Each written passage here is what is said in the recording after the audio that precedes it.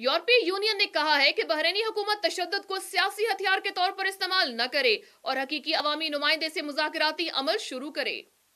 यूरोपीय यूनियन ने बहरीनी हुकूमत से मुतालबा किया है कि वो सियासी इंतकाम को हथियार के तौर पर इस्तेमाल करने की बजाय तमाम फरीकैन से एक जामे मुज़ाकरात करे ताकि बहरीनी अवाम को दरपेश मसाइल और इंसानी हकूक़ की खिलाफ वर्जियों का खात्मा हो सके।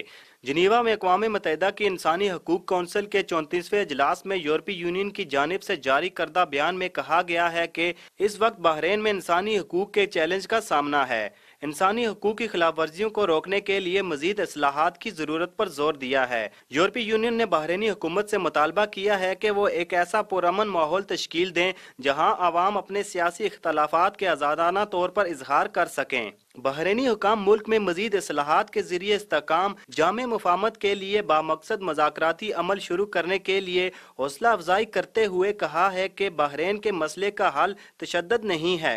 इलावा अजी यूरोपीय यूनियन ने कहा है कि गुज़िश्ता कई सालों से बहरीन में इंसानी हकूक़ की सूरत हाल ख़राब है, जिसकी वाज़े मिसाल बहरीनी शहरियों की शहरियत मनसूखी, आज़ादी राय पर कदगन और सियासी जमात अल वफाक पर पाबंदी है। यूरोपीय यूनियन ने बहरीन में सियासी कारकुनों की हालिया सजाए मौत पर अमल दरामद के इकदाम को अफसोसनाक करार देते हुए फौरी तौर पर सजाए मौत पर पाबंदी का भी मुतालबा किया है।